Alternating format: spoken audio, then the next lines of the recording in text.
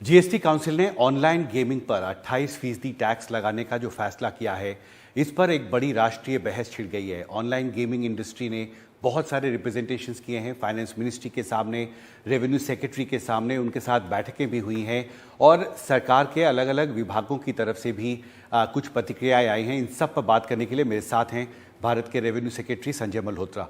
NDTV में आपका स्वागत है।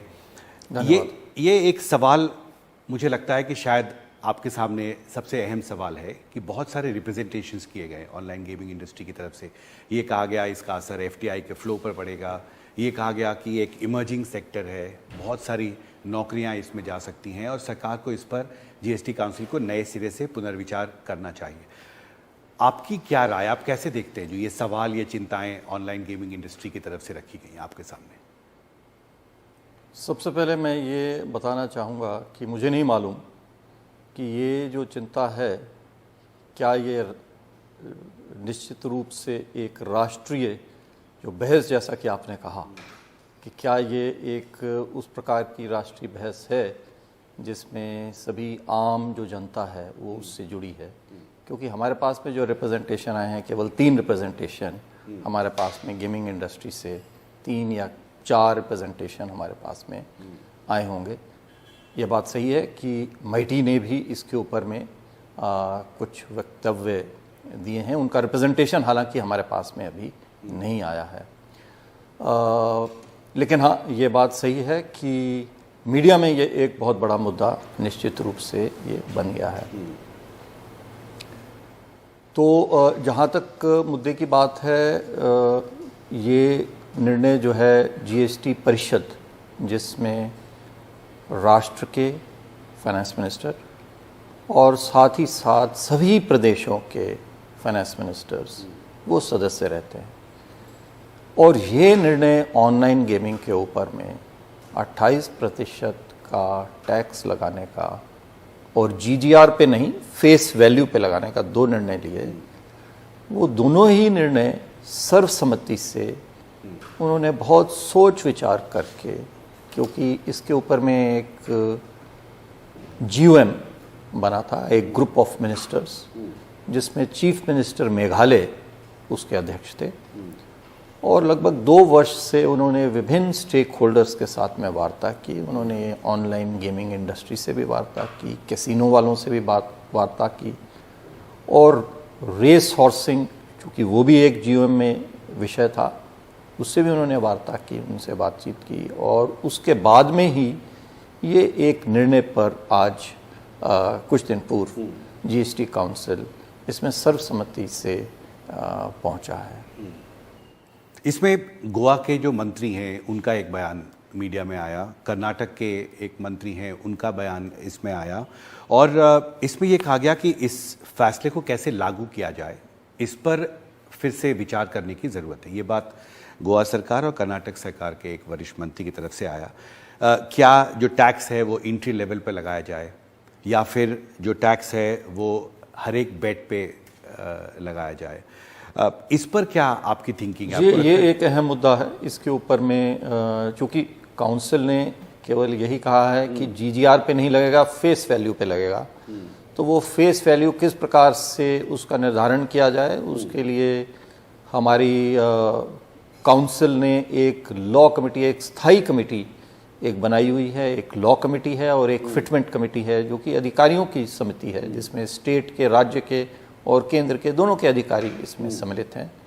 उन्होंने उसके ऊपर में वार्ता की है, और वार्ता करने के बाद में उसके ऊपर वो अपना सिफारिश करेंगे, वो काउंसिल में रखी जाएगी, और फिर उसके बाद में काउंसिल उसके ऊपर में निर्णय लेगा कि क्या ये एंट्री लेवल पे होना चाहिए, जैसा कि गेमिंग इंडस्ट्री शायद चाहती है, और या फिर क्या ये प्रत्येक बेट पे, जिस बेट में केवल रियल मनी नहीं, रुपए नहीं, लेकिन टोकन के रूप में या चिप्स के रूप में जो gaming industry, gaming company platform देती है,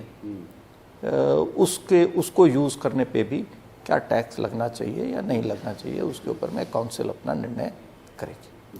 यानी ये हम मान सकते हैं कि आने वाली जो जीएसटी काउंसिल की बैठकें हैं उसके सामने जब फिटमेंट कमेटी या अधिकारियों की कमेटी की रिपोर्ट आएगी तो इस पर फिर से विचार होगा कि इस 28% के टैक्स को कैसे लागू किया जाए, मोडालिटीज़ क्या हो। लेकिन GGR पे जैसा कि पहले वो कर रहे थे उसके ऊपर में सर्वसम्मति से निर्णय था, उसके ऊपर में नहीं होगा। मोडालिटीज़ किस प्रकार से लागू किया जाए, क्योंकि GGR पे जब लागू करते हैं तो वो टैक्स जो है बहुत कम बनता है, क्योंकि वो GGR जो है वो एक सर्विस के रूप में जो नेट रेवेन्यू जो आती है कंपनी को केवल उसके ऊपर में लगता है, जबकि जो पैसा एंट्री पे वो देते हैं उसमें से पैसा न केवल गेमिंग कंपनी को जाता है बल्कि विनर्स को भी जाता है कुछ पैसा। तो जो मुद्दा है वो यही है कि जो विनर्स को जो पैसा उसमें से जा रहा है क्या उसके ऊपर में भी टैक्स लगना चाहिए या नहीं लगना चाहिए। जैसे कि लॉटरी है फॉर एग्जांपल, लॉटरी से अगर हम इसकी तुलना करें तो लॉटरी यदि 100 रुपये की हम लेते हैं तो उसके ऊपर 28% टैक्स है, और जो लॉटरी खिला रहा है जो लॉटरी की कंपनी है अगर वो 2% उसमें से रख रही है, वो ज़्यादा नहीं रखते हैं 2% ही रखते हैं, तो जो 98 रुपये है वो 98 रुपये जो लॉटरी का विजेता होता है उसको मिल जाता है। जब सभी लोगों का सम्मिलित होकर के 100 रुपया करके तो वो 98% राशि उसके ऊपर में जाती है, लेकिन उसके ऊपर में भी टैक्स होती है। तो उसी प्रकार से यहाँ पे भी विनिंग्स के ऊपर में तो टैक्स लगेगा, लेकिन वही विनिंग्स को बार बार जब वो लगाते हैं वर्चुअल मनी के रूप में तो क्या उसके ऊपर में भी टैक्स लगेगा या नहीं लगेगा, उसके ऊपर में कौन से निर्णय करेगी। जी, एक सवाल था, राजीव चंद्रशेखर जी ने ट्वीट किया था उस फैसले के कुछ दिन बाद, जिसमें उन्होंने कहा कि we will request GST council to consider a new framework to regulate online gaming that defines permissible of course online games. एक नया फ्रेमवर्क वो चाहते हैं कि GST काउंसिल विचार करे। आप कैसे देखते हैं इस सोच को, इस थिंकिंग को? मेटी मिनिस्ट्री की तरफ से ये स्पष्टीकरण आया? मेटी मिनिस्ट्री से देखिए अभी कोई हमारे पास में प्रस्ताव नहीं आया है लिखित रूप में। जब भी उनका प्रस्ताव आएगा निश्चित रूप से उसके ऊपर में विचार किया जाएगा, उसके ऊपर में निर्णय लिया जाएगा। लेकिन एक बात मैं स्पष्ट करना चाहूँगा कि परमिसिबल तो गेम को परमिसिबल तो देखिए होना ही होगा। अगर वो लॉ से परमिटेड नहीं है तो देन वो जो गेम है वो इलीगल हो गई, तो उसको तो लीगल तो होना ही है, परमिसिबल तो गेम को होना ही चाहिए। केवल जो मुद्दा है वो ये है कि जो गेम एक स्पोर्ट के रूप में खेली जा रही है बिना मनी के रूप, बिना किसी प्राइज मनी जिसमें इन्वॉल्व नहीं है, उसके ऊपर मैं स्पष्ट करना चाहूँगा अभी भी 18% का ही हमारा कर दर है। जब मनी उसमें इन्वॉल्व हो जाती है और स्टेक्स के लिए जब लोग उसमें खेलते हैं, परिषद का जो निर्णय है वो उन गेम्स के ऊपर में 28% टैक्स लगाने का है। स्पोर्ट्स के ऊपर में 28% टैक्स नहीं है। तो अगर चेस की कोई गेम आदमी वहाँ पे खेल रहा है बिना किसी स्टेक्स के, वहाँ पे अगर आप खेल रहे हैं तो उसके ऊपर में 18% ही है। लेकिन जहाँ स्टेक्स इन्वॉल्व होते हैं और या एक टाइम पास के लिए आप खेल रहे हैं लेकिन पैसे के लिए आप खेल रहे हैं, लेकिन it is a time pass, it is वो एक स्पोर्ट नहीं रह गया, वो केवल एक टाइम पास रह गया। तो परिषद का ये सोच थी कि इस प्रकार की जो गेम्स हैं उन पे 28% टैक्स होना चाहिए। बेहतर होगा कि लोग जो है इस प्रकार की गेम्स कम खेलें, क्योंकि ये एडिक्टिव हैं, और अन्य प्रकार के जो स्पोर्ट्स हैं, अगर स्पोर्ट्स ही खेलना है तो अन्य प्रकार के स्पोर्ट्स खेलें या फिर प्रोडक्टिव मींस में अपनी एनर्जी और टाइम जो है लगाएं। इस प्रकार से कई मंत्रियों की GST परिषद में ऐसी सोच भी सामने आई थी। जी, दो छोटे सवाल हैं इनकम टैक्स को लेके। एक तो वित्त मंत्री ने कहा है कि government has sent 1 lakh notices for not filing IT returns, miss representation of income. इसी के साथ एक सवाल ये भी है, इसकी मीडिया में बहुत चर्चा है कि बहुत सारे नोटिसेस IT डिपार्टमेंट की तरफ से भेजे गए हैं जिसमें लोगों ने फेक रिसीट्स या फेक बिल्स सबमिट किए हैं। क्या ये एक थिंकिंग के तहत किया जा रहा है? क्योंकि ये शायद पहला मौका है जब आप जो रेंट रिसीट होता है या जो दूसरे लोग बिल्स जमा करते हैं उसकी बहुत डिटेल स्क्रूटनी हो रही है। इसके पीछे थिंकिंग क्या है इस पर, क्योंकि बहुत चर्चा है सर इस पर। नहीं, देखिए ये नोटिस जो है, सबसे पहले तो हमारा ये प्रयास रहा है कि हम जो भी टैक्स करदाता है, उस करदाता को हम समस्त इंफॉर्मेशन जो हमारे पास में है, जैसा कि आपको मालूम है, AIS और TIS के माध्यम से, टैक्स इंफॉर्मेशन सिस्टम, और टोटल इनकम स्टेटमेंट के ज़रिए हम टैक्स पेयर को बता दें कि हमारे पास आपकी इनकम से रिलेटेड और जो आपका TDS के रूप में जो पैसा कटा है उसकी स्टेटमेंट हमारे हिसाब से ये हमारे पास में है। तो कृपया करके जो भी टैक्स करदाता हैं उनसे निवेदन है, क्योंकि अभी रिटर्न्स भरने की अभी अंतिम तिथि बिल्कुल नज़दीक है, तो जब वो रिटर्न भर रहे हैं तो अपना AIS TIS ज़रूर देख लें, क्योंकि ये एक इन्फॉर्मेशन हमारे पास में टैक्स अथॉरिटीज़ के पास में है, तो इससे उनको सहूलियत मिलती है। तो हमारा भी प्रयास यही है कि ये इन्फॉर्मेशन हम उनको दें और उस इन्फॉर्मेशन के आधार के ऊपर में वो करदाता अपना रिटर्न भरें।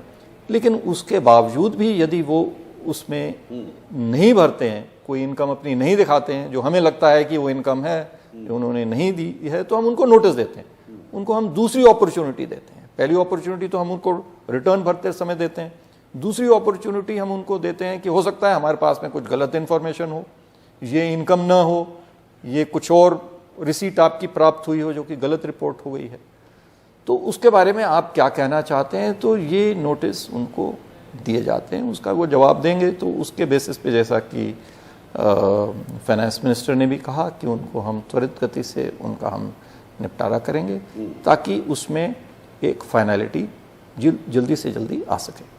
एक और जो कोशिश आप अपनी तरफ से कर रहे हैं, ऑफ कोर्स टैक्सेशन रिफॉर्म की दिशा में बहुत सारी पहल हो रही हैं, इसमें एक चुनौती ये भी है GST इनवॉइस फ्रॉड्स की, और इसमें भी संसद में जो जानकारी रखी गई है वित्त मंत्रालय की तरफ से, उसमें वित्त मंत्री ने कहा है 26,250 मामले ऐसे पाए गए हैं, और इसमें 1,15,000 करोड़ के आसपास 2018-19 से 2022-23 के बीच में इनवॉइस के फ्रॉड्स हैं।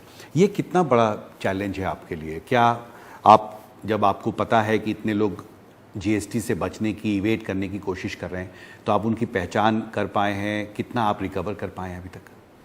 ये जो आंकड़े हैं, मैं सबसे पहले स्पष्ट करना चाहूँगा, ये आंकड़े हैं, ये केवल जो केंद्रीय हमारी एजेंसीज हैं CBIC, उनके द्वारा में जो टैक्स GST के चोरी के मामले हैं, वो केवल उन्हीं का आंकड़ा है। इसके अतिरिक्त state authorities, state tax department, GST department, वो भी इस प्रकार के टैक्स एविजन के केसेस चिन्हित करता है, पहचान करता है और उनके विरुद्ध कार्रवाई करता है। तो ये आंकड़ा कुल मिलाकर के इससे भी ज़्यादा हो सकता है। लेकिन आप यदि इसे प्रतिशत के रूप में, टोटल जो हमारी कर है 18 लाख का टोटल कर हमने पिछले वर्ष किया, तो ये 1 लाख 5 वर्ष की संख्या है, तो कोई बहुत ज़्यादा प्रतिशत में 1-2%, 3% तक ये हो सकता है।